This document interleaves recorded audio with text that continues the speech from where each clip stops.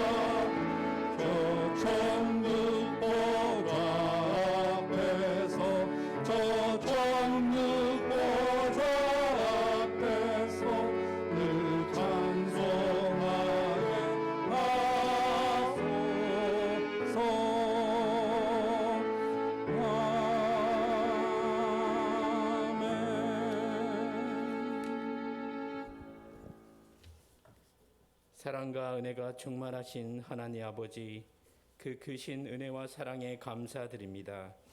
연약하고 부끄러움 갖고 이 자리에 섰습니다. 십자가 보혈로 씻어주사 정결한 심령이 되게 하여 주시옵소서. 이 시간 저희들 성정 마당만 밟고 가는 예배가 되지 않게 하시고 영과 진리로 드리는 예배, 하나님 받으시기에 합당한 향기로운 예배가 되게 하옵소서. 주님, 지난 한 주간도 저지른 모든 죄된 모습을 이 시간 회개합니다. 말씀을 통하여 마음을 찢는 회개가 있을 때 그리스도의 보혈로 정결하게 하여 주시옵소서. 오늘은 특별히 우크라이나를 위하여 기도합니다. 평화의 왕이신 주님, 하루속히 어리석은 러시아가 물러가 전쟁이 종식되어 우크라이나에 평화가 피어나게 하여 주시옵소서. 전쟁으로 말할 수 없는 불안과 고통에 빠져 있는 우크라이나 국민들을 위로하여 주시옵소서. 더 이상 그 땅에 민간인들의 무고한 희생이 나오지 않게 하시고 특별히 아이들을 지켜 보호하여 주시옵소서. 우크라이나 교회와 가정들의 안전을 지켜주시고 교회가 전쟁 속에서도 굳건히 세워지게 하옵소서. 우크라이나를 돕는 손길들이 많아지게 하시고 또한 저희 교회가 기도하며 주님의 마음을 담아 특별 헌금을 보내고자 합니다. 주님, 이 물질이 쓰이는 곳마다 난민들의 눈물을 닦아주는 주시는 주님의 위로와 사랑이 나타나게 하여 주시옵소서.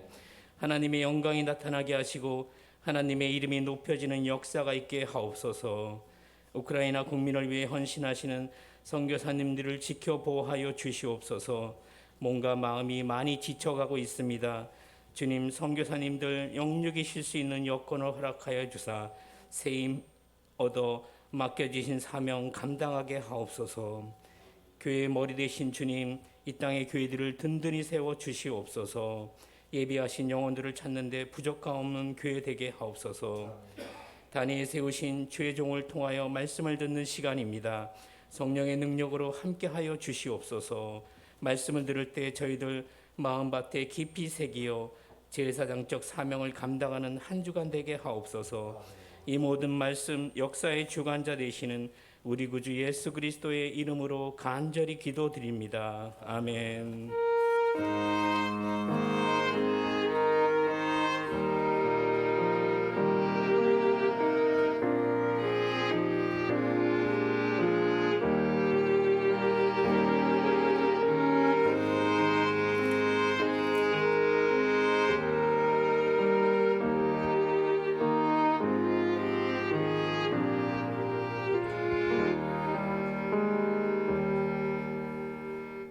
아멘. 우리 314장 우리 1절 3절 찬양하면서 준비하신 예물 하나님께 드리겠습니다. 이 시간에 특별히 우리 기도한 대로 우크라이나 난민을 위한 성경과 같이 드리시고요. 또 온라인에 계신 분들도 또 각종 헌금, 이사 헌금 동참해 주시기 바랍니다.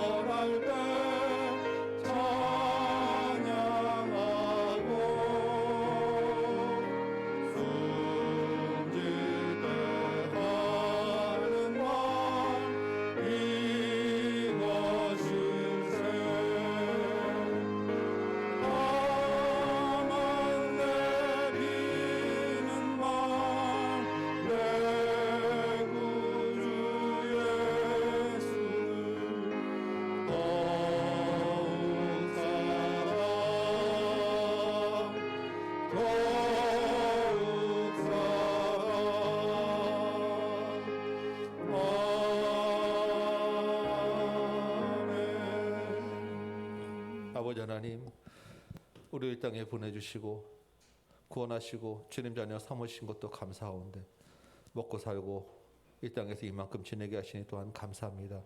우리의 공급자 되시고 우리의 모든 주인 되심을 또한 고백하며 믿음으로 예물 구별하여 드렸사오니 이 예물 가운데서 또한 하나님 기뻐 받으시고 하나님 나라를 위하여 또한 사용하여 주옵시고 주님 나라의 놀라운 열매로 맺혀지는 것들을 보게 하여 주옵소서. 특별히 우크라이나 난민을 위한 헌금을 작정하여 들었습니다. 고아와 과부와 나그네를 돌아보는 하나님의 눈을 우리 마음에 심기 원하옵고 그 마음으로 또한 동참하여 들었사오니 예물이 가는 곳에서 평화가 있게 하여 주옵시고 주의 복음이 심어지게 하여 주옵시고 하늘의 은혜로 위로하여 주옵소서. 이삭 헌금 드리고 감사 헌금 드리고 11조 드리고 각종 제목으로 또 주님께 예배 드렸어 예물 드렸사오니 그 예물마다 그 마음들을 주께서 기억하시고 그 기도 제목들 가운데 선하게 응답하여 주옵소서. 주님께 감사하고 예수님의 이름으로 기도합나이다. 아멘.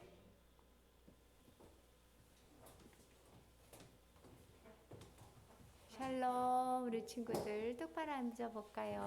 하나님 말씀 들어보고 고개 들어보고 전사님 눈 마주치고. 잘 보여요 그림? 네, 자 오늘 말씀 에스겔 말씀 들어볼게요. 이게 뭐였지? 아버지가 포도주를 마셔서 자식이 이가 시리다. 아빠가 죄를 지어서 자식이 벌을 받는다. 그렇게 사람들이 말하니까 하나님이 뭐라 그러셨어요? 나는 공평하신 하나님이야. 죄 지은 자를 혼내고 사랑하는 자를 보살펴 주지. 그래서 아버지 죄 때문에 너희를 보살피는 게 아니라 니네 죄 때문에 니네가 혼나는 거고 너희가 하나님을 사랑하면 내가 돌봐줄 거야 라고 이야기하셨다 그랬죠? 그래서 너희가 어떻게 하는 게 중요하다고? 죄를 짓지 않고 죄를 떠나는 게 중요해. 그래서 마음속에 예수님을 모시고 예수님과 함께 사는 게 중요하다 이렇게 얘기해 주셨다 그랬죠? 근데 그렇게 안 산 왕들이 다 뭐로 잡혀갔지? 포로로 다 잡혀간다는 얘기 해줬잖아.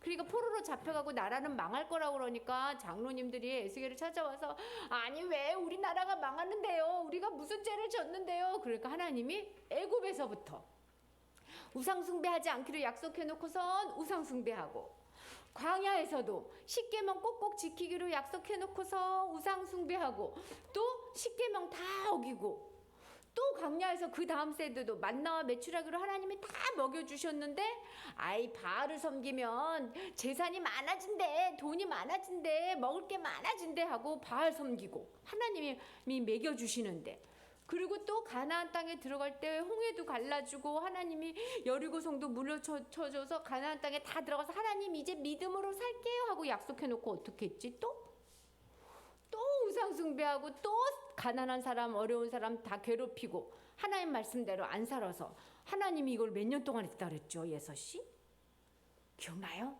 예나씨 이걸 몇 년 동안 했어? 이렇게 1000년 동안 하나님이 은혜를 베풀어 주셨는데 반역하고 하나님이 혼내주시고 또 은혜를 베푸시고 1000년에서 하나님이 이제 안 할 거야.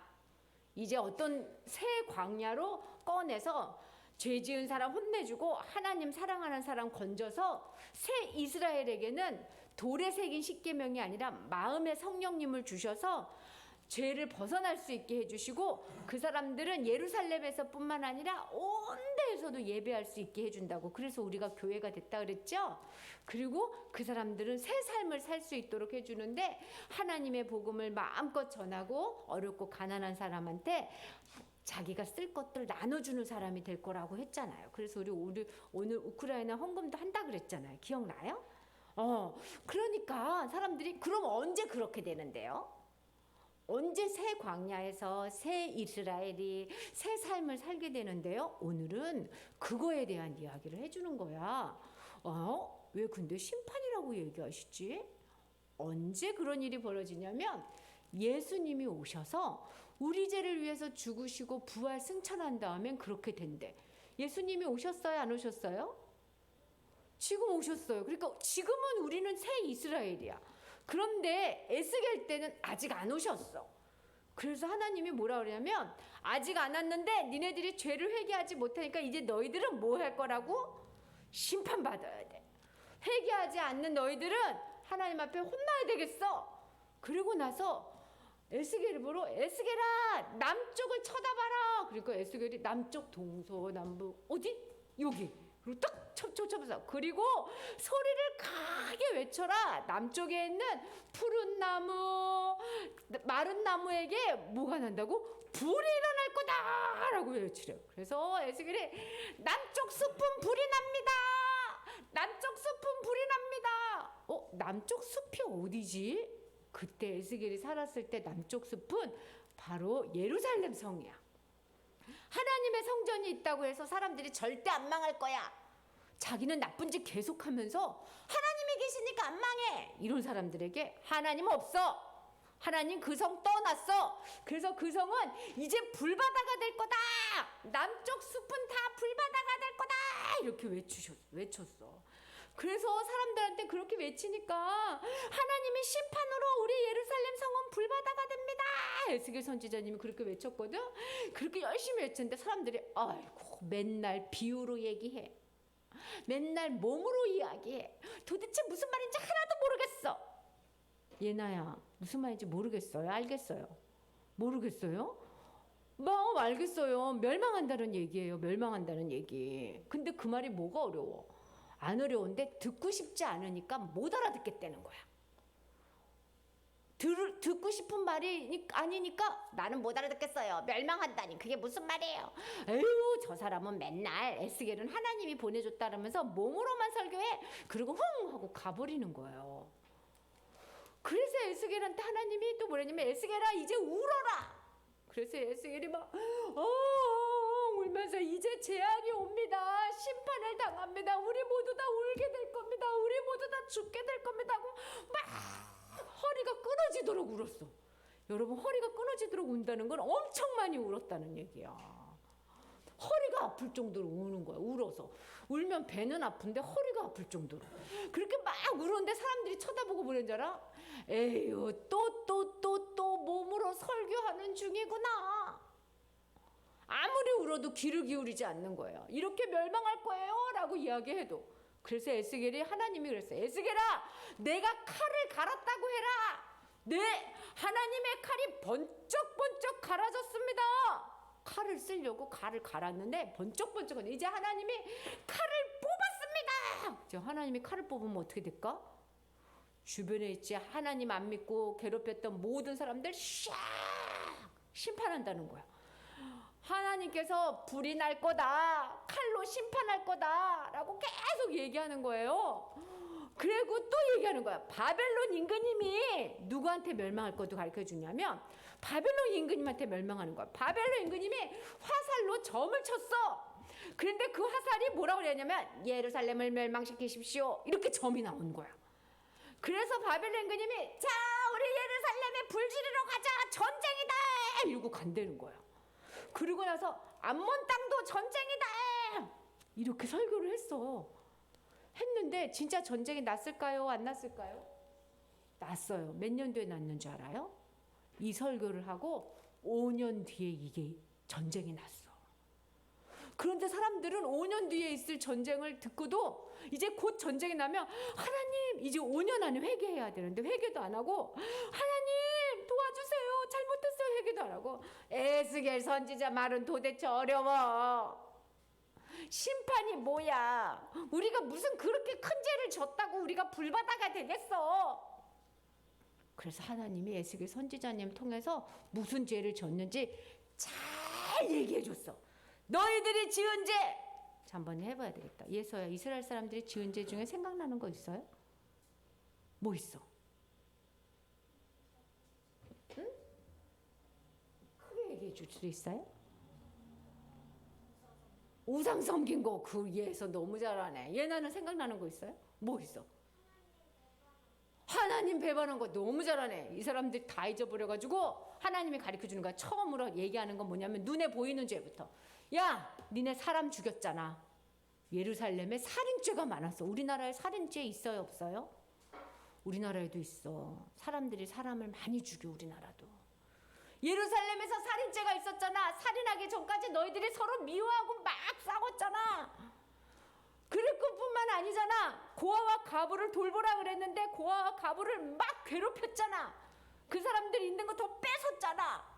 너희들이 지금 십계명 가정 중에서 엄마 아빠한테 공경하려는데 부모님을 없인 여겼잖아. 너희들이 5계명부터 10계명까지 다 어겨놓고서 그리고 죄가 없다 그러냐? 그러니까 이스라엘 사람들이 우리가 그랬나?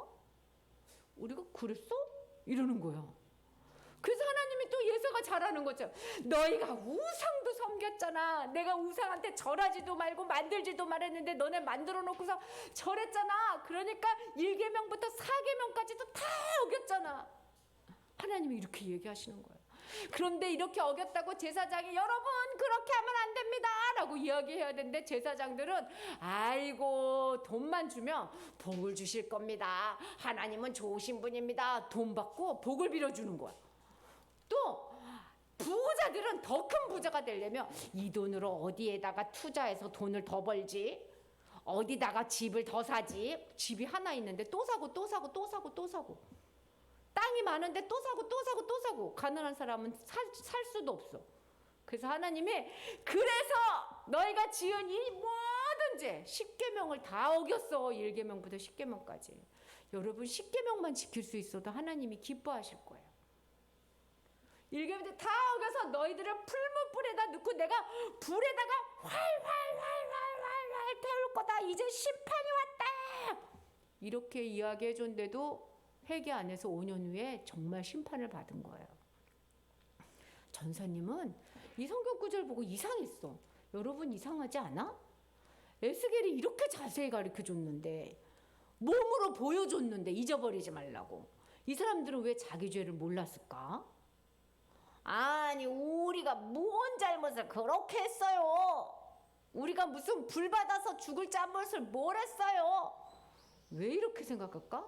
나중에 사람들한테 예수님 안 믿는 사람들, 죄 짓는 사람한테 가서 지옥에 갈 겁니다. 그러면 그 사람들도 다 이렇게 얘기해. 우리가 무슨 죄를 지었는데 지옥에 갑니까?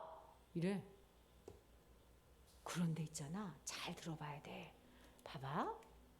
거짓말을 처음에 할 때는 가슴이 콩당거려. 콩당콩당콩당. 근데 거짓말 자꾸 하면 어떻게 될까요? 콩당거리지 않아. 도둑질을 처음 할 때는 들킬까봐 벌떡벌떡 떨어. 그런데 자꾸 하면은 아주 도둑질하는 것 같지 않게 싹 하고 도망가. 그것뿐만 아니에요. 친구들한테 험담할 때도 처음에는 마음속에서 아예 험담하면 안 되지 그래 놓고서 나중에는 험담하는 친구들을 더 많이 만들어. 그렇게 하는 죄는 어떻게 되는 줄 알아? 우리 머릿속은 이렇게 생각한다. 자꾸 반복하면 죄 같지 안 여겨져. 자꾸 거짓말하고 자꾸 험담하고 자꾸 그러면 머릿속이 이건 죄가 아니야 이건 죄가 아니야 이렇게 해. 우리 머리는 이걸 뭐라 그러냐면 습관이라 그래요. 자꾸 그렇게 되는 거야. 그리고 뭐라고 생각하는지 알아? 나만 거짓말 하나 뭘. 오빠도 도둑질했는데 뭘. 나만 지옥 가겠어 뭘. 하나님은 다 보고 계셔. 이스라엘 사람들이 자꾸 죄를 지어서 죄를 지은지 모르는 거예요. 근데 하나님이 뭐라 그러냐면 두 가지를 잘하라고 그랬어요. 하나님을 사랑하라 그랬어요. 그래서 하나님을 사랑하지 않는 건 죄야. 근데 예서야, 이번 주는 내가 하나님을 사랑했나?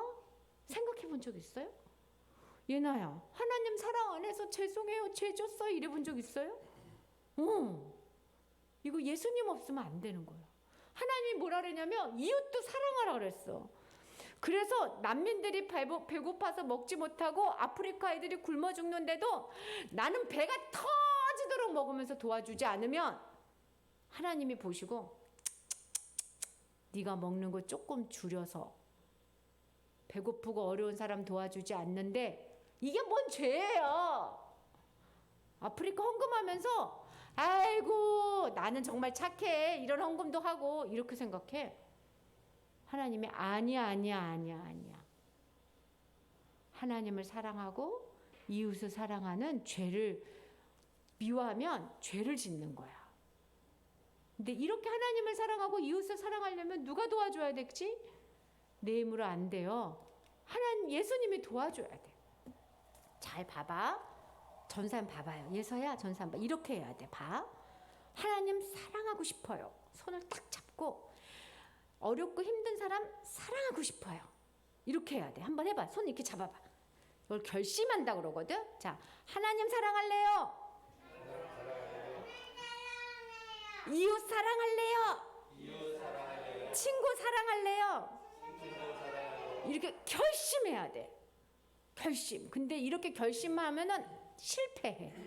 어떻게 해야 되냐면 이렇게 결심하고 나서 바로 이 손을 딱 풀어서 딱 이렇게 해야 돼. 딱 이렇게 하고 뭐해? 하나님, 예수님 도와주세요. 우리가 결심하고 예수님 도와주세요. 이렇게 할 때 예수님이 우리 안에서 확 커져. 확 커져서 일을 할 수 있게 해주시는 거야. 예수님이 커져야 할 수 있는 일이에요. 근데 결심도 안 해. 기도도 안 해. 그러면 어떻게 되게요? 죄를 지어도 모르는 사람이 돼요. 지구 저쪽 끝에서 애들이 죽어도 나만 배불리 먹으면 행복해요. 이렇게 바뀌는 거야. 그러고 싶어요? 아니야. 자, 결심하자. 자, 하나님 사랑, 친구 사랑, 도와주세요. 하나님, 우리 모두 다 하나님을 사랑하고 이웃을 사랑하고 죄를 멀리할 수 있도록 우리를 도와주세요. 우리를 통해서 하나님이 영광 받으세요. 예수님 이름으로 기도합니다. 아멘. 아멘. 네. 매일매일 한 번씩 두 주먹 불꽃 한번 쳐보시고 손도 한번 모아보시고 기도하시기 바랍니다. 우리 오늘 암송 말씀 할까요? 오늘은 본문은 에스겔이지만 오늘 암송 말씀은 제가 고린도후서 말씀을 한 절 뽑았습니다. 고린도서 2장 14절 말씀. 우리 같이 한번 읽어볼까요? 시작. 항상 우리를 그리스도 안에서 이기게 하시고 우리로 말미암아 각 처에서 그리스도를 아는 냄새를 나타내시는 하나님께 감사하노라. 고린도후서 말씀 읽으시면서 한 번씩 다 읽으셔봤죠? 우리 이 말씀 한번 외워봅니다. 항상 우리를 그리스도 안에서 이기게 하시고. 한번 소리 나서 한번 연습해 보세요.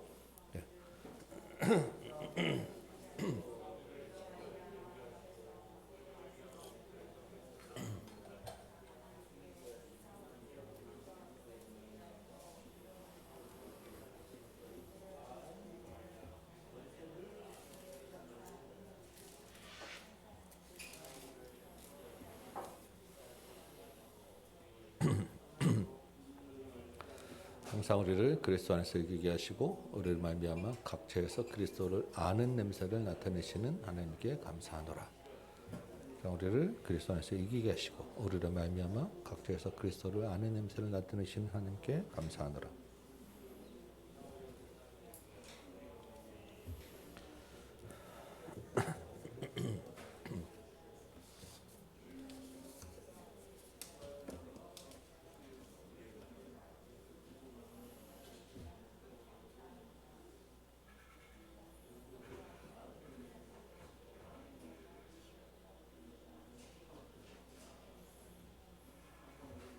항상 우리를 그리스도 안에서 이기게 하시고 우리를 말미암아 각처에서 그리스도를 아는 냄새를 나타내시는 하나님께 감사하노라.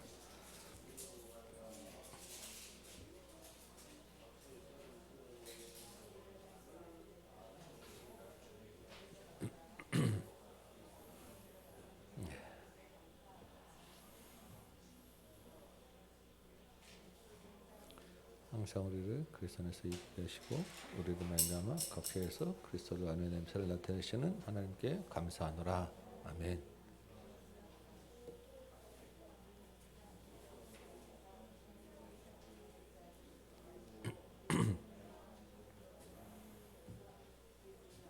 우리 한번 연습 한번 해봅시다. 다시 한번 같이 한번 해봅니다. 시작.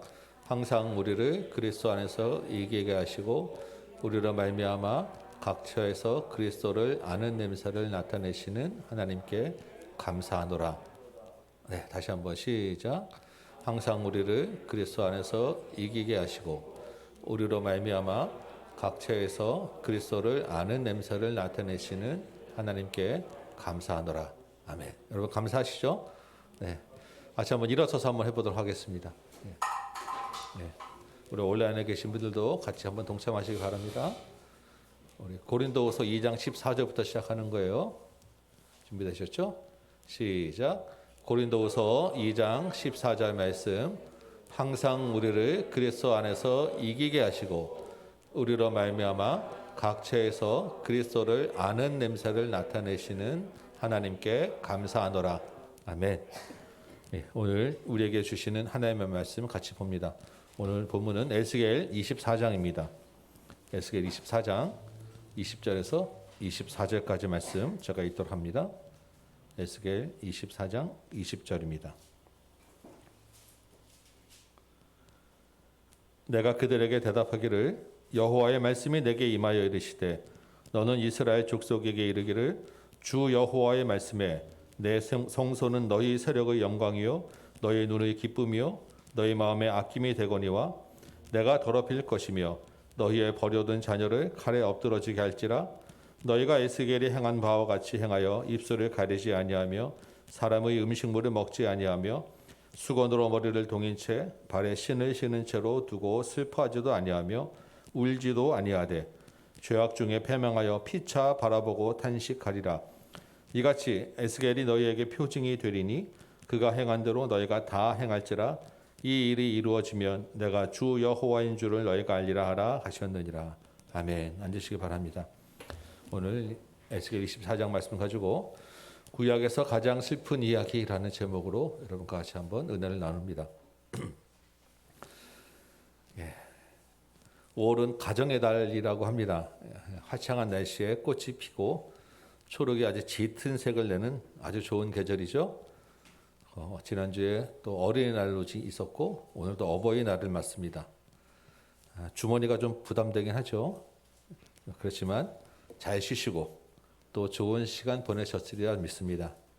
또 거기에 또 특별 헌금까지 하시느라 여러분 수고가 많으셨는데 그래도 우리 인생에 이런 날들이 몇 번 남지 않았어요. 부모와 자녀, 가족을 여러분 귀하게 여기시기 바라고 감사하며 사랑하시기 바랍니다. 또한 우리에게 선교로 섬길 수 있는 기회와 마음 주신 것에도 감사하기 바랍니다. 그런데 오늘 제목이 좀 슬프죠? 당연히 본문도 좀 어둡고 무거운 내용입니다. 사실 오늘 같은 날에 어울리지 않지만 제가 의도하지 않았기 때문에 주께서 주실 말씀이 있으리라고 믿습니다. 슬픔의 무게와 비례하여 하나님의 은혜와 사랑도 큰 것입니다. 여러분 기대하시기 바라요. 하나님과 마음에 같이 하는 시간 되시기 바랍니다. 오늘 주된 나눈 본문은 24장이에요. 에스겔 24장인데 그 전에 우리 23장 말씀 잠깐만 제가 짧게 정리하고 갑니다. 23장은 우리 앞에 16장에서 한번 봤었어요. 버려진 아이라고 하는 이야기가 있었습니다. 그 비슷한 그런 풍자적 그런 이야기예요. 버려진 아이는 길에 버려진 피투성이 아이를 데려다가 제발 살아만 있으라 하고 열심히 키웠더니 아름다운 공주가 되었어요. 그랬더니 어떻게 되죠? 온 동네 다니면서 음행을 하는 배반하는 아이가 되었습니다. 버려진 아이 같은 자격 없는 이스라엘을 택하셔서 하나님의 백성을 삼으셨는데 그 자격 없음을 인정하지 않는 이스라엘의 교만과 영적 타락에 대한 하나님의 심판이 선포되는 메시지였어요. 그런데 그 뒤에 그 하나님의 그 심판을 하나님의 아들에게로 대신하게 하는 사랑과 은혜와 회복의 말씀이 주어지는 그런 본문이었습니다. 오늘 23장은 같은 그런 주제를 담고 있어요. 그런데 16장보다도 좀 더 노골적인 그 성적 표현을 써가면서 강하게 이야기를 하는 거예요. 왜 그러겠습니까? 16장 때보다 심판이 훨씬 더 가까이 다가왔기 때문이에요. 그래도 이스라엘이 아직 못 알아듣고 있기 때문입니다. 오늘 23장 4절 보면 오홀라와 오홀리바라고 하는 자매가 있습니다. 오홀라는 사마리아요, 오홀리바는 예루살렘이라고 하죠. 하나님이 이들 자매, 그러니까 온 이스라엘의 남편이 되어주셨다라는 것입니다. 그런데 이 언니 오홀라가 어떻게 해요? 남편인 하나님 대신에 아수르를 섬기고 아수르와 놀아나는 거예요. 그러다가 그 아수르에게 멸망당하고 맙니다. 그러면 그것을 보는 아후는 깨닫고 반성을 해야 되는데 11절에 이 아후 오홀리바가 이것을 보고도 아수르뿐만 아니라 바벨론까지 그 언니보다 더 심하게 바람이 났어요. 하나님이 이들의 죄를 심판하고 내가 주 여호와인 줄 알게 하리라 라는 내용이 23장의 전체적인 스토리입니다. 그리고 이제 24장을 만든 거예요. 자, 24장은 에스겔이 전체 48장까지 있으니까 딱 분량으로도 절반 되죠. 내용으로도 딱 그 전환점이 되는 심판의 내용에서 이제 회복으로 가는 전환점이 되는 그런 장입니다. 우리 1절 볼까요? 아홉째 해 열째 달 열째 날에 여호와의 말씀이 에스겔에게 임하였습니다. 하나님이 이 날짜 곧 오늘의 이름을 기록하라라고 합니다. 에스겔은 그동안에 몇몇 날짜들을 기록하고 있는데 특별하게 이 날은 하나님이 기록해야 된다라고 강조하고 있는 거예요. 이 날이 무슨 날입니까? 무슨 일이 있었으길래 이 날에 이렇게 하나님이 말씀하시느냐? 우리 열왕기 하 25장 1절을 좀 찾아볼까요? 열왕기 하 25장 1절. 네, 오늘 본문에다 손가락 이렇게 딱 껴놓고 열왕기 하 25장 1절을 좀 찾아보면요.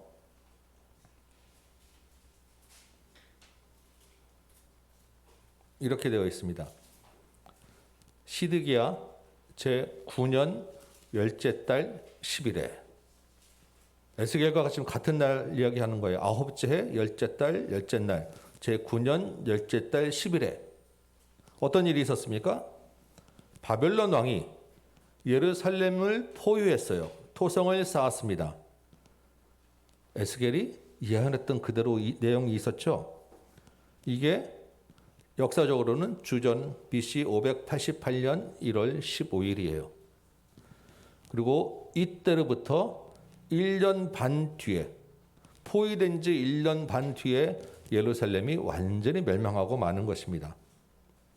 그동안에 줄기차게 예언한 대로 포위된 동안에 제대로 먹지도 못하고 고생하다가 마침내 엄청난 피를 흘리고 다 죽거나 끌려가게 될 것입니다. 예루살렘을 향한 하나님의 심판이 이제 드디어 현실로 일어나기 시작한 날인 거예요. 그래서 오늘 제목인 구약에서 가장 슬픈 이야기가 시작된 날인 것입니다. 지금은 우리가 실시간으로 우크라이나 전쟁까지 막 보고 있고 소식을 듣고 있는데 이때는 아직 다른 백성들은 이 소식을 몰라요. 에스겔만 하나님이 신적 계시로 알려주신 거예요. 이 날이다. 시작됐다. 백성들을 다 모아놓게 합니다. 그리고 에스겔 통해서 비유로 하나님 말씀하시기 시작해요. 큰 가마솥을 하나 걸었어요. 어떤 물을 딱 붓고 양을 잡아서 각을 떠서 좋은 고기들을 가마 안에 다 넣고 뼈도 가마 안에 다 넣고 밑에 나무를 넣고 불을 충분히 뜹니다. 그래서 안에 있는 고기가 잘 삶아지고 뼈도 잘 우러낼 수 있도록 불을 쭉 떼는 거예요. 그러면 맛있는 고기 냄새가 솔솔 나고 사람들이 이제 모여들었으니까 아, 고기 먹는 날이구나. 오늘 무슨 좋은 일이 있구나. 다 기대를 가지고 모여들었을 것입니다. 그런데 그 고기가 한참 익어가는데 갑자기 에스겔의 입에서 충격적인 이야기들이 쏟아져 나오는 거예요. 그게 6절입니다. 4절, 5절까지는 좋은 분위기 하다가 갑자기 6절에 피 흘린 성읍이여 녹슨 가마 그 속이 녹글 없이 하지 아니한 가마여 화 있을진저 제비 뽑을 것도 없이 그 덩이를 하나하나 꺼낼지어다. 그 큰 가마를 뭐라고 얘기합니까? 피 흘린 성읍이라고 얘기하는 거예요. 그리고 녹슨 가마라고 하는 것입니다. 그 피 흘린 성읍이 어디였어요? 예루살렘이죠. 그 안에 있는 고기들을 다 못 먹게 됐습니다. 이것저것 가릴 것 없이 다 꺼내가지고 다 내어 던져버리는 거예요. 녹이 쓴 가마에다가 고기를 삶았는데 어떻게 고기를 먹겠어요? 고기들을 다 던져내는데 백성들이 보면서 딱 떠오르는 얘기가 있어요. 우리가 녹슨 가마 얘기를 앞에서 한번 했었거든요. 백성들이 뭐라고 얘기합니까? 예루살렘은 안전한 가마니까 우리는 그 안에 있는 고기야. 예루살렘 안에 있으면 우리는 안전해라고 백성들이 얘기했단 말이에요. 그런데 그 가마가 실제로는 녹슨 가마였고 그 안에 있는 고기들을 다 꺼내서 지금 던져버리게 됐다. 그 일이 이루어졌다라고 지금 얘기하는 것입니다.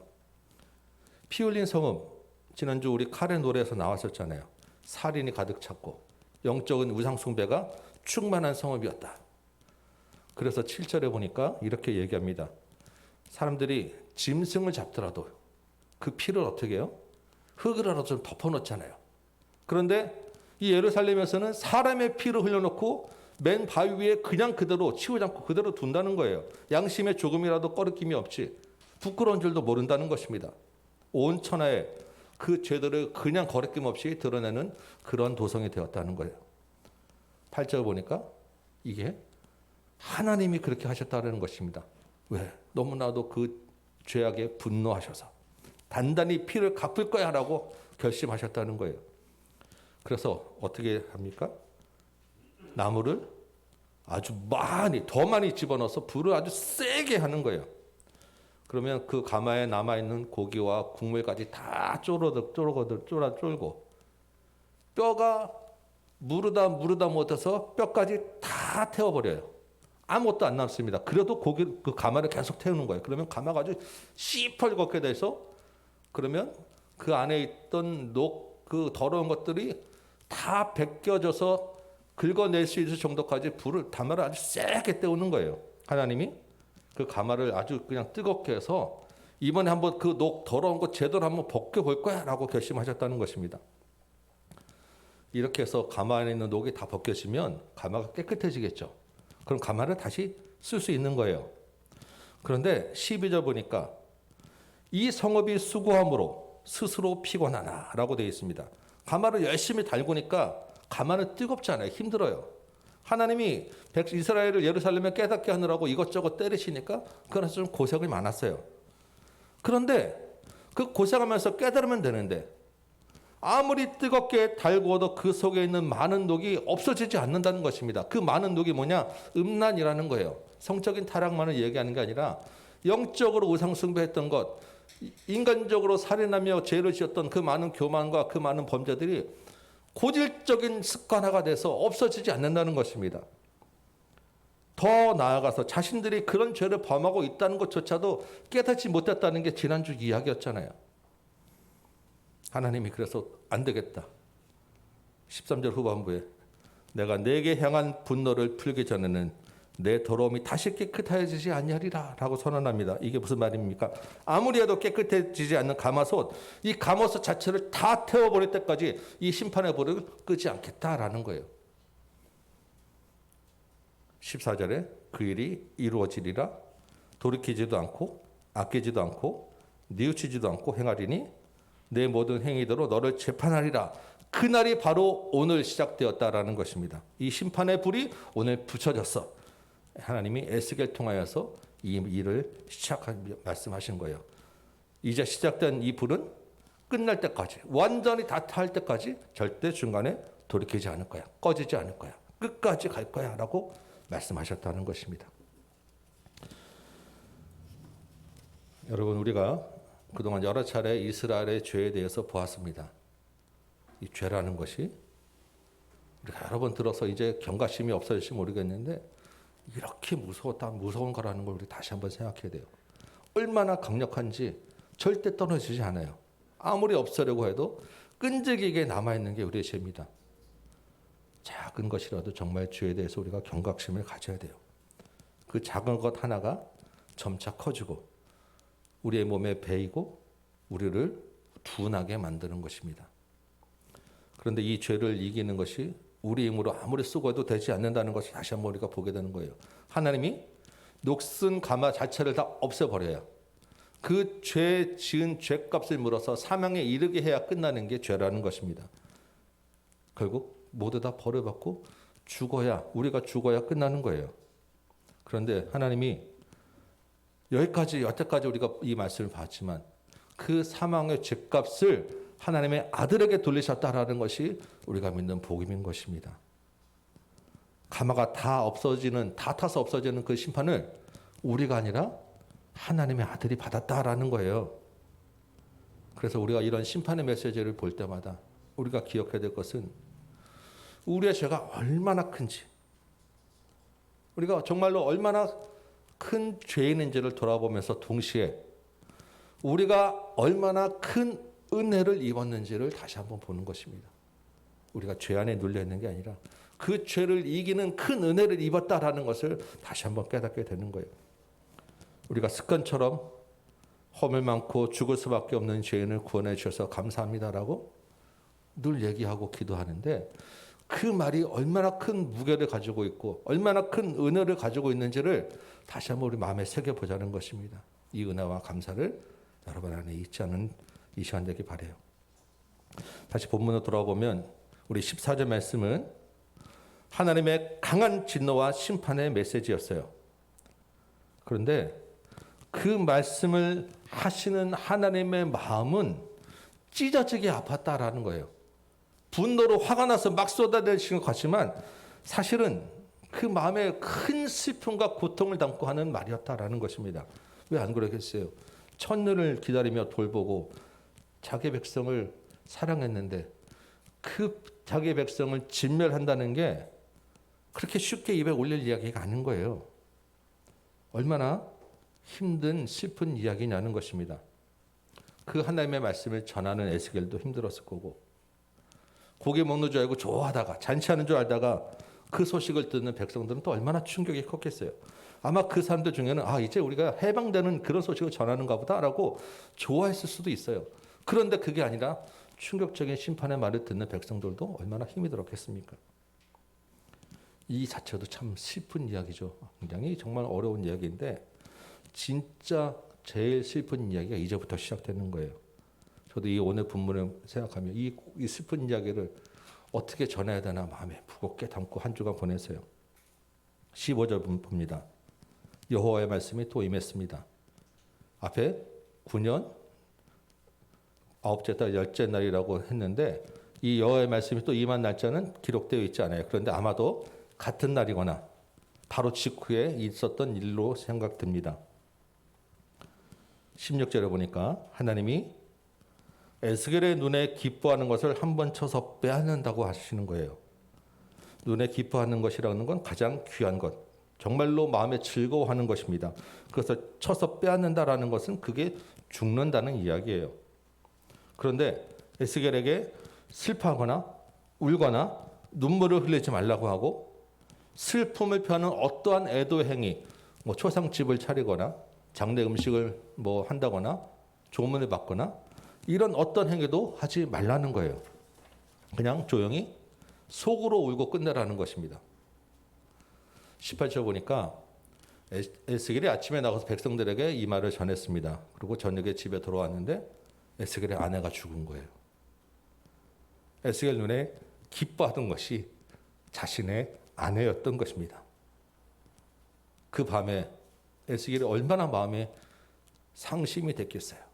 울지도 못하고 밤새 뜬 눈으로 있다가 다음날 아침에 하나님이 명령하신 대로 아무 일이 없었던 것처럼 또 백성들을 맞으러 나가는 거예요.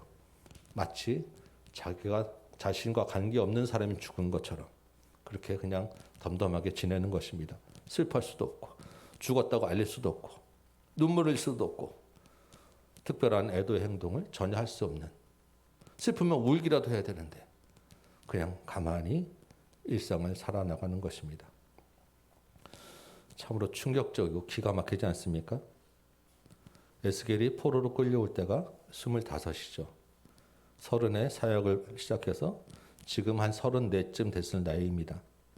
그러면 그의 아내는 그 당시 관습을 봤을 때는 그보다 훨씬 젊었을 거고요. 아마 그 아내는 10대 때 결혼해서 지금 20대 중후반 정도 됐을까 모르겠어요. 아직 정말 한참 젊은 그런 생명이죠. 포로 이전에 아마 결혼했을 거고요. 포로 시절에 같이 끌려와서 에스겔과 지금까지 같이 살았을 것입니다. 여러분, 우리가 쭉 봤죠. 에스겔이 선지자로 부름받고 어떤 삶을 살았습니까? 제대로 먹지도 못하고 오른쪽으로 누워있고 왼쪽으로 누워있고 소똥 구워 먹고 털 다 머리 밀어야 되고 하나님이 정말 이상한 행동 다 시켰잖아요. 에스겔이 하나님이 말씀하라고 할 때 외에는 말도 못하게 했어요. 집에서 말도 못하고. 그 뒷바라지를 누가 했어요? 이 젊은 아내가 하지 않았겠습니까? 에스겔이 그 힘든 그 몸과 마음을 집에 와서 말은 못하지만 그 아내에게 의지하고 위로받고 회복했을 거예요. 그렇게 고생한 얼마나 귀하고 사랑스러운 아내를 하루아침에 잃은 것입니다.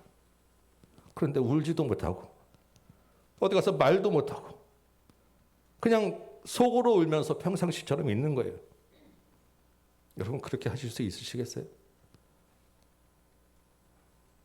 이 소식이 아마 주변에 이제 빠르게 전파되었을 거예요. 사람들이 깜짝 놀라서 다 모여들었겠죠. 공동체 사람들도 충격받았을 것입니다. 그래서 19절에 에스겔에게 이렇게 물어보는 거예요. 이 일이 자기들에게 무슨 뜻이냐? 아마 그동안의 경험대로 이제 에스겔이 뭔가 특별한 일을 하면 이것은 자기들에게 준 메시지가 있는 것이다라는 것을 이제 이스라엘 백성들이 알았잖아요. 이건 또 무슨 일이냐라고 묻습니다. 그랬더니 21절에서 하나님이 말씀하시죠. 내 성소는 너희의 세력의 영광이요 너희 눈의 기쁨이요 너희 마음의 아낌이 되거니와 내가 더럽힐 것이며 너희의 버려둔 자녀를 칼에 엎드려지게 할 것이라.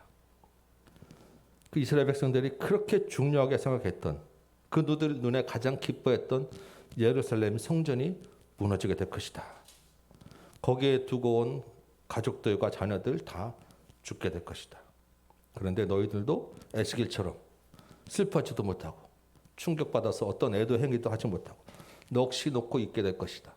지금 에스겔의 모습이 바로 그 표징이다라고 이야기를 해주는 것입니다. 그리고 이 일이 다 이루어지는 것을 보면 그때 너희가 내가 주 여호와인 줄 알게 될 것이다. 에스겔 아내의 죽음은 예루살렘과 그 성전의 멸망을 표징하는 이야기였다라는 것입니다. 이렇게 구약에서 가장 슬픈 이야기가 맞춰졌어요. 에스겔이 하나님의 말씀을 전하기 위해서 정말 온갖 고생을 한 것도 모자라서 이제는 자신의 가장 사랑하는 아내의 죽음이라는 희생도 치러야 했습니다. 에스겔이나 당시 사람들에게 모두 충격적이었을 거예요. 지금 우리가 봐도 얼마나 마음 아프고 충격 아닙니까? 그래서 어떤 주석가는 이거는 실제 상황이 아니고 비유로 한 이야기라고 할 정도로 정말 마음 아픈 이야기예요. 오늘 본문의 이 가장 슬픈 이야기가 우리에게는 어떤 의미가 있겠습니까?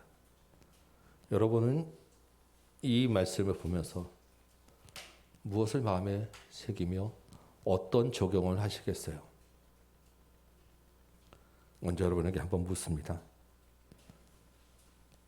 여러분은 하나님의 종으로서, 하나님의 백성으로서 하나님을 위하여 어떤 대가를 치르고 계십니까?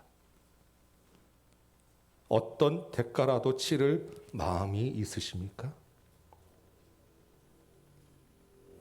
성경에는 많은 신실한 하나님의 사람들이 사역을 하다가 고난을 겪기도 하고 에스겔과 같이 안타까운 사연을 당하기도 합니다. 그런 이야기들이 참 많이 있어요. 에스겔만 이런 고난 당하지는 않았죠. 물론 에스겔이 그 중에서도 정말 잔인하다고 할 만큼 아픈 마음을 일을 겪었지만 그런 일이 성경에서 뿐만 아니라 사실은 지금도 우리 주변에서 많은 간증들 사이에 심심찮게 들려오고 들을 수 있어요. 선교 현장에서 많은 선교사들이 이런 일을 겪고 있습니다.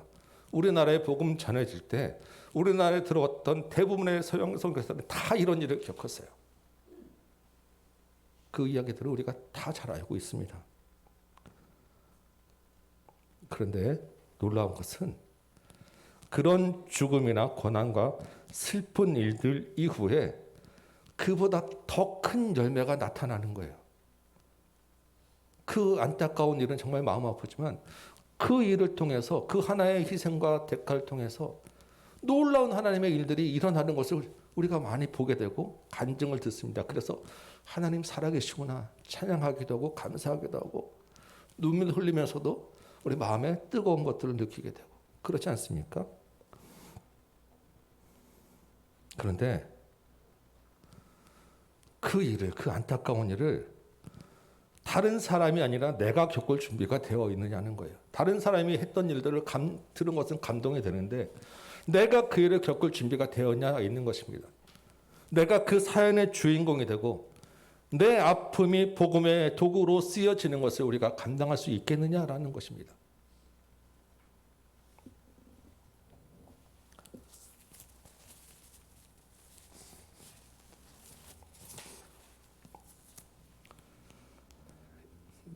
지금 당장 대답 안 하셔도 돼요. 뒤에 다시 한번 이 말씀 가지고 이야기 여러분에게 묻습니다. 오늘 본문은 사실 우리에게 이런 부담을 강요하거나 이런 결단을 쥐어짜기 위한 말씀이 아니라는 것을 먼저 여러분 기억하시기 바라요. 오늘 본문에서 여러분 가장 슬픈 사람이 누구겠어요? 당연히 에스겔이죠. 그리고 그 일들을 곧 당할 에스겔의 청중들도 마찬가지였을 거예요. 그런데 그들 누구보다 더 슬프고 더 고통스러운 분이 계셨다는 거예요. 여러분 그분이 누구겠어요? 바로 하나님이라는 것입니다. 우리가 앞에 몇 장 넘겨보면 우리 보면 넘겨보면 18장 32절에 그리고 33장 11절에 이런 말씀이 있어요. 하나님은 죽을 자가 죽는 것, 악인이 죽는 것도 기뻐하지 않으신다라고 하는 말씀이 있습니다. 그러니 제발 돌이켜 살아라라고 하는 말씀을 우리가 에스겔 통해서 여러 번 봤어요. 그런데 자신에게 충성된 종 에스겔에게 이런 아픔을 주어야 하고 에스겔이 아파하는 것을 봐야 하고 심지어 아마도 신실하고 의로웠을 이 젊은 여인의 생명을 빼앗아가는 하나님의 마음이 얼마나 고통스럽고 얼마나 힘들고 슬펐겠냐는 것입니다. 더 나아가서 하나님의 이름이 얼마나 중요하게 생각하셨어요? 근데 그 자신의 이름이 걸린 성소를 더럽히게 내버려 둬야 하고 악인이 죽는 것도 기뻐하지 않으신다고 했는데 아무리 이스라엘이 죄를 지었지만 그 자신의 백성이었던 수많은 사람의 피를 흘리는 일을 하나님이 왜 슬프다고 생각하지 않으셨겠어요? 왜 고통받지 않으셨겠어요? 가장 슬프고 가장 고통스러운 분이 바로 하나님이셨다는 거예요. 그런데 하나님은 왜 이렇게 그 슬프고 아픈 일을 하셨냐는 것입니다. 왜 이렇게까지 하셨냐는 거예요.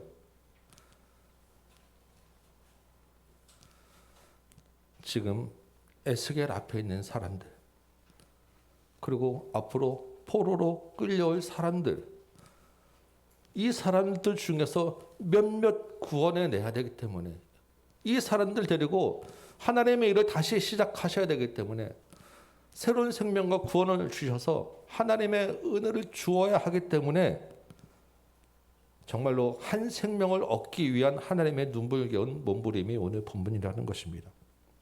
그래서 에스겔이 속으로 탄식할 때 더 큰 탄식으로 울고 계신 분이 하나님이셨어요.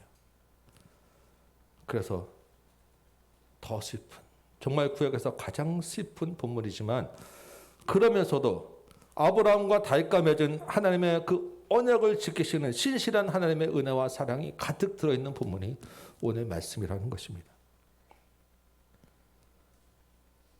여러분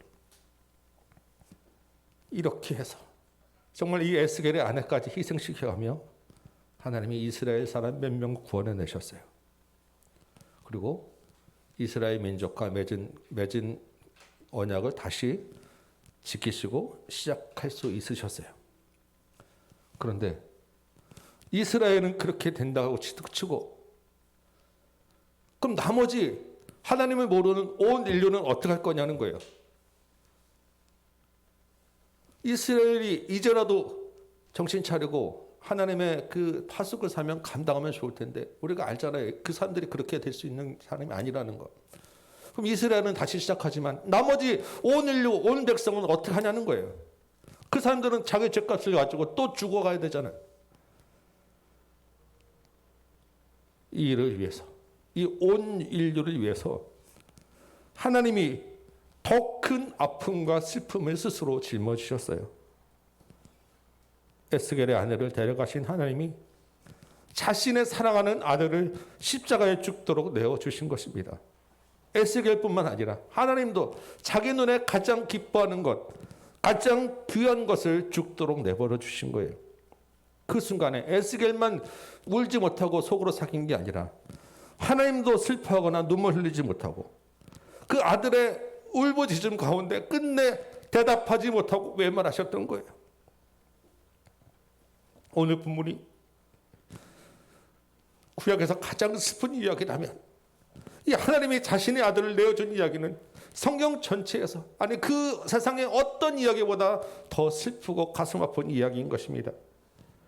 하나님이 세상을 그토록 사랑하신 거예요. 저와 여러분을 구원해내고 생명을 주시기 위해서 그 많은 아픔과 슬픔을 감당하셨다는 것입니다. 그래서 오늘 예배 시작 때 우리가 로마서 5장 8절 말씀을 읽었죠.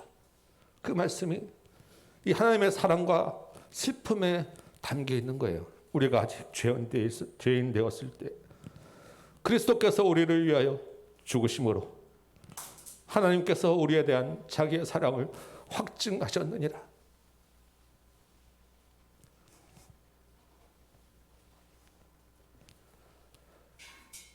여러분, 구약에서 가장 슬픈 이야기가 이렇게 맞춰졌어요. 놀라운 것은 이 슬픈 이야기가 이렇게 끝나지 않고 뒤에 한 줄 더 있다는 것입니다. 우리 25절 볼까요? 하나님이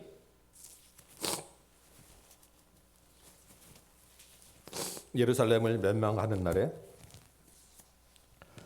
그곳에서 도망한 자가 나와서 그 일을 에스겔에게 전해주게 될 것입니다. 그렇겠죠? 거리가 있으니까, 시간이 있으니까 몇 개월 뒤, 1년 뒤의 일이겠지만 언젠가는 누군가가 그 일을 백성들에게 실제 이렇게 되었다라고 참혹한 일을 전해주게 될 거예요. 27절에 그날에 내 입이 열려서 다시는 잠잠하지 아니하리라 라고 하였습니다. 그동안에 에스겔이 하나님이 말하라고 할 때만 말할 수 있었단 말이에요. 그렇죠? 그런데 나중에 그 예루살렘 멸망의 소식을 누군가로부터 전해 듣게 되면 그때부터는 입이 열려서 자유롭게 말을 할 수 있게 될 것이다 라는 구절이 딱 붙어 있는 것입니다. 하나님이 심판의 말을 할 때는 아주 제한적으로 말을 하겠어요. 왜냐하면 그 안에 애가와 애곡의 말을 먹었기 때문에 입만 열면 심판의 말을 해야 되는데 그 말을 계속하게 하는 것도 마음 아프니까 제한적으로 백성들에게 듣게 했어요. 그런데 이제는 그 심판이 끝났잖아요. 그 다음부터는 무슨 말 하겠어요? 위로와 회복과 소망의 말을 주는 거예요. 그 말은 자유롭게 마음껏 하도록 해주는 것입니다. 이것도 하나님의 은혜죠. 하나님의 본심은 뭐라고? 사랑과 은혜, 위로와 회복, 생명과 구원에 있다는 것을 보여주는 것입니다. 에스겔의 아내가 죽는 표징은 그야말로 충격적이었죠.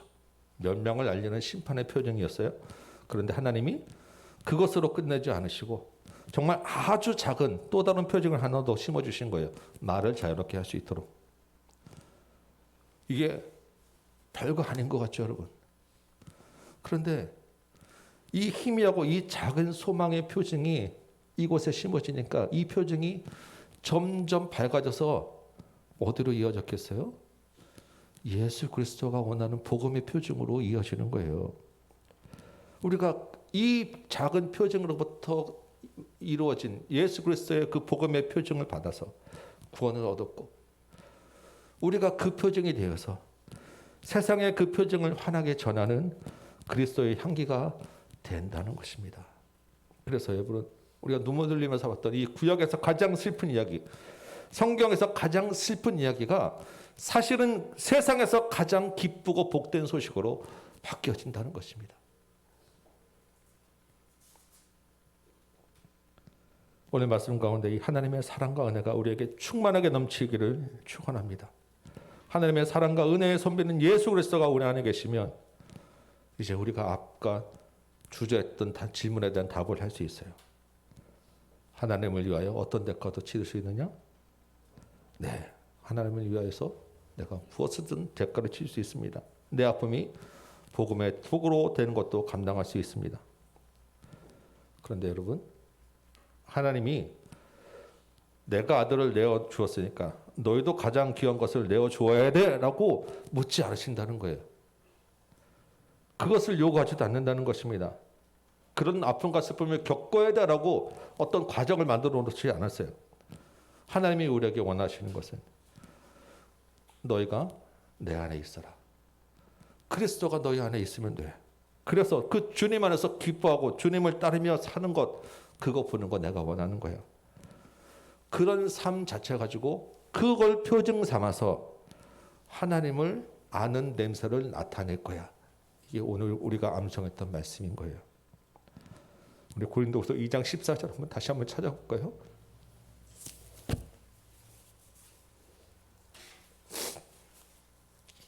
우리 암송했던 말씀인데 14절부터 16절까지 우리 한 절씩 좀 교독하며 읽도록 하겠습니다. 제가 먼저 14절 읽도록 할게요. 고린도후서 2장 14절. 항상 우리를 그리스도 안에서 이기게 하시고 우리로 말미암아 각처에서 그리스도를 아는 냄새를 나타내시는 하나님께 감사하노라.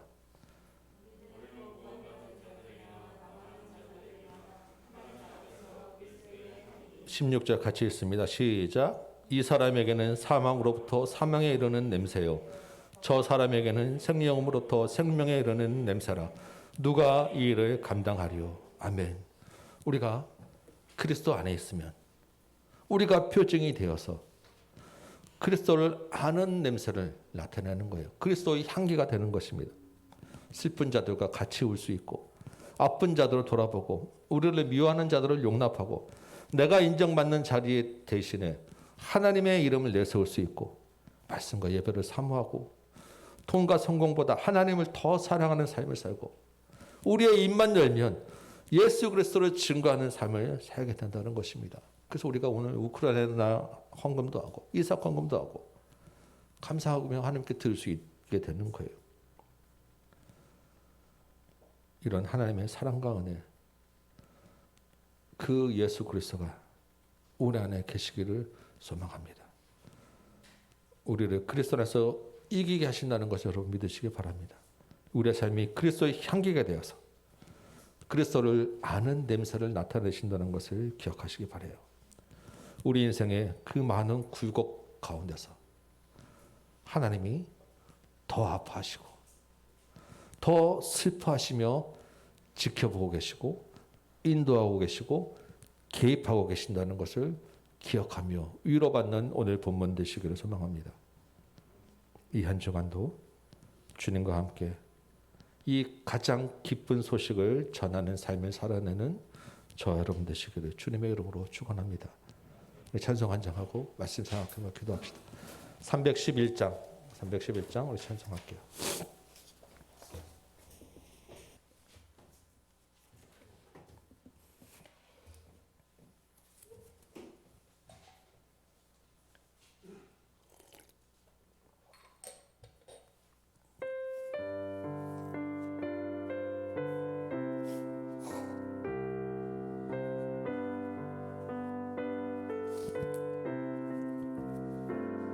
내 너를 위하여 마음은 거룩히 흘려 내 죄를 속하여 살 길을 주었다.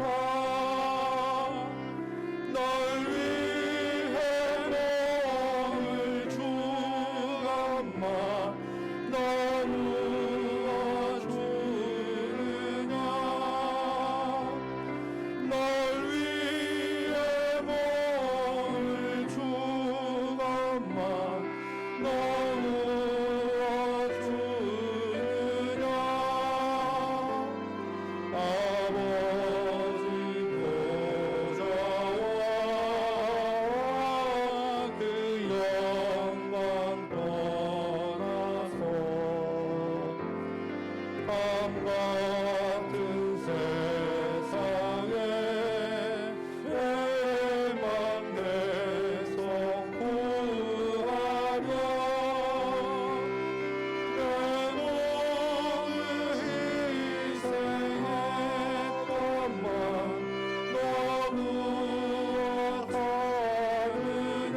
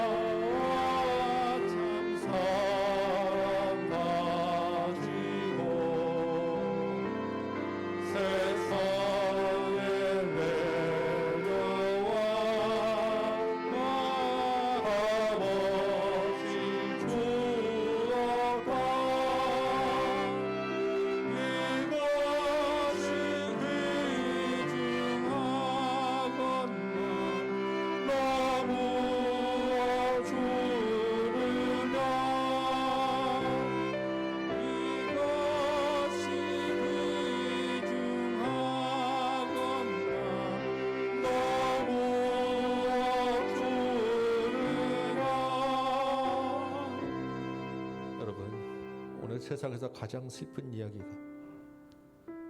우리에게 무엇을 주느냐, 너 무엇을 하느냐, 너 무엇 줄 수 있느냐고 묻고 있죠. 그런데 하나님이 우리에게 원하시는 것은 다른 건 아니에요. 우리 안에 그리스도가 있는 것, 예수가 내 안에 있는 것, 그래서 예수와 함께 살아가는 것, 이거 하나 원하시는 거예요. 여러분, 우리의 목숨 얼마나 많다고, 우리의 목숨이 어떻게 된다고, 하나님 그거 원하시는 거 아니에요. 오늘 같이 기도합니다. 예수가 내 안에 있게 하여 주옵소서.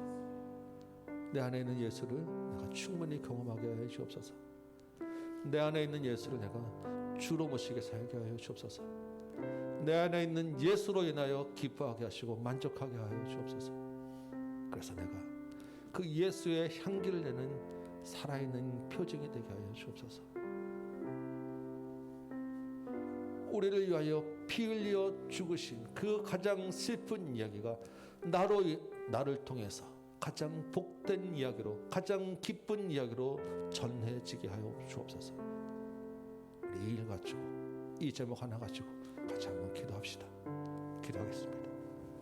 아버지 하나님, 자신의 아들을 십자가에 죽게까지 내버려 두시면서 정말 세상에서 가장 슬픈 이야기를 주께서 겪으십니다. 차마 울지도 못하고 소리 내지도 못하고 고개 외면하며 끝내 참으신 그 하나님의 아픔과 슬픔을 통하여서 우리가 그 은혜를 입게 되었음을 고백합니다. 죽을 수밖에 없는 내가 하나님 안에서 새로운 삶을 얻게 되고 구원을 얻게 되고 생명을 얻게 되었음을 고백합니다. 주께서 우리에게 나를 위하여 무엇을 주겠느냐, 너 나를 위하여 무엇 하느냐고 물으실 때, 주님 정말 내가 내 생명이라도 주님 드리고 싶지만 정말 이것이 너무 보잘것 없어 차마 대답 못하고 주님 앞에 눈물을 흘리고 있습니다. 주여 아버지 하나님, 주께서 우리에게 원하시는 것은 그리스도가 내 안에 있는 것, 예수가 내 안에 있는 것인 줄 믿습니다. 주여 아버지 하나님, 내 안에 은혜와 선물로 주신 이 예수와 함께 내가 이 땅에서 기뻐하며 살게 하여 주옵소서.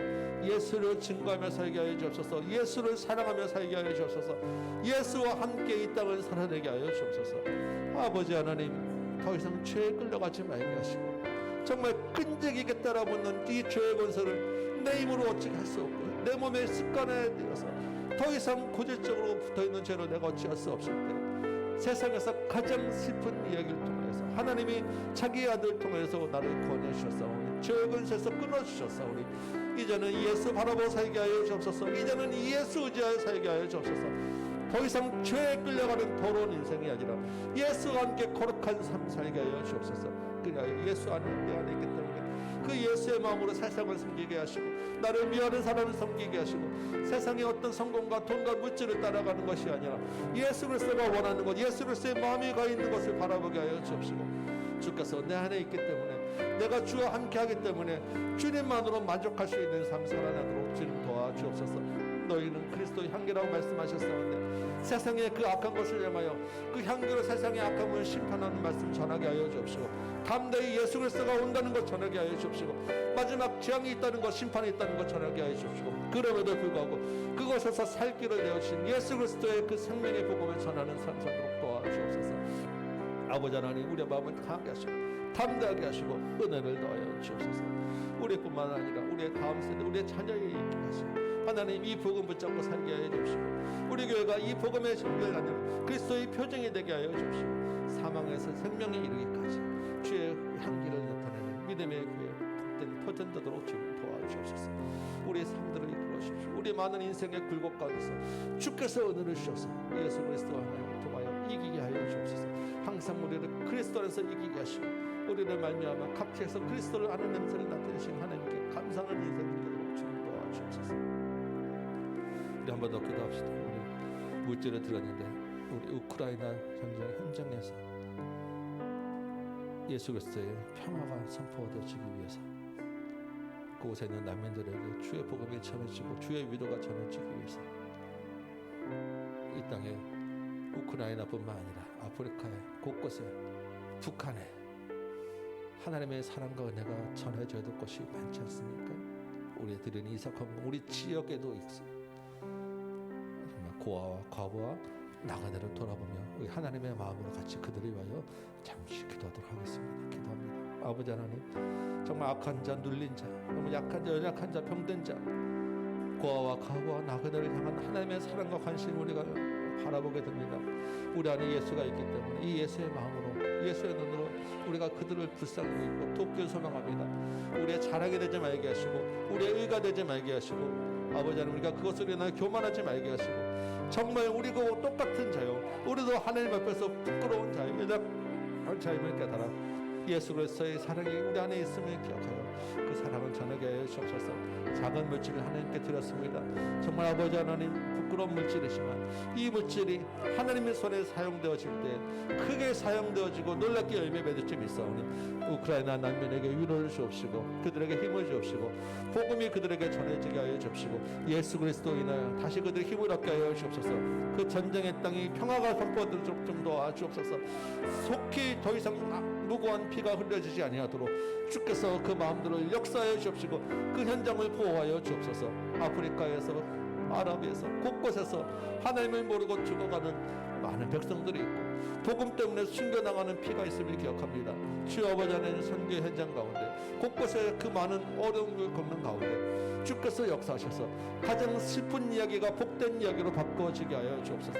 특별히 아버지 하나님, 북한 땅을 기억하셔서 이 북한 땅에 주의 복음이 들어가게 하여 주옵시고 이 땅이 복음으로 새롭게 되어지게 하여 주옵시고 주님 목숨 걸고 주님 오시기를 고대하며 지하에서 울부짖는 주의 백성들을 기억하여 주옵시고 아버지 하나님, 그들의 기도 가운데 하나님 함께하여 주옵시고 그 마음을 위로하여 주옵시고 악한 정권을 주는 그대로 두지 마시고 그 땅을 바꿔 주옵소서. 그 땅에 생명을 주옵소서. 그 땅에 주의 은혜를 입게 하여 주옵소서. 이 지역사회 가운데서 하나님, 너무 연약한 가운데 이 당군인의 가장 잘 사는 이 땅 이 시대에도 하나님 먹을 것이 없고 병들어 연약한 자들이 있음을 기억합니다. 우리가 정말 이삭헌금으로 진드렸는데 아버지 하나님, 이 작은 물질로 인하여 예수 그리스도의 향기가 되게 하시고 주님의 위로가 되게 하시고 새로운 생명으로 거듭나는 역사가 있게 하여 주옵시고 하나님의 위로가 그들에게 전해지도록 좀 도와주옵소서.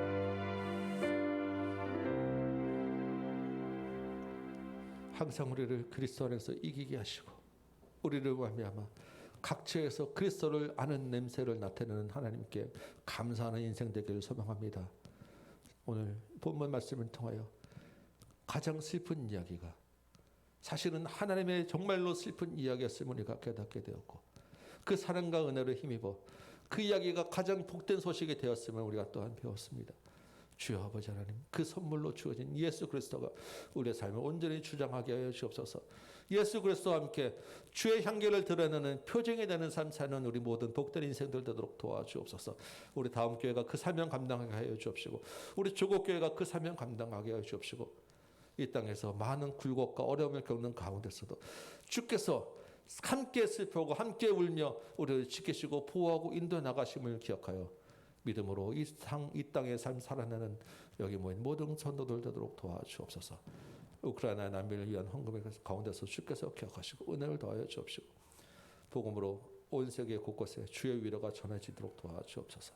우리 다음 세대와 우리의 자녀들이 더 많은 어려움을 겪을 수도 있고 더 많은 아픔을 겪을 수도 있지만 그 가운데서 하나님이 주시는 위로와 하나님이 주시는 그 은혜의 선물로 인하여 항상 이기는 자 되도록 도와주옵소서. 예수 그리스도의 향기를 나타내는 복음의 표징들이 되도록 도와주옵소서. 이제는 우리 구주 예수 그리스도의 은혜와 하나님 아버지의 크고 원하신 사랑하심과 성령님의 가망 없는 역사하심이 여기 모인 모든 심령들 머리 위에 각 가정 위에 주의 몸된 제단 위에 이 나라 이 땅 조국 교회 모든 선교의 현장 위에 이제부터 영원토록 함께 계실지어다. 아멘.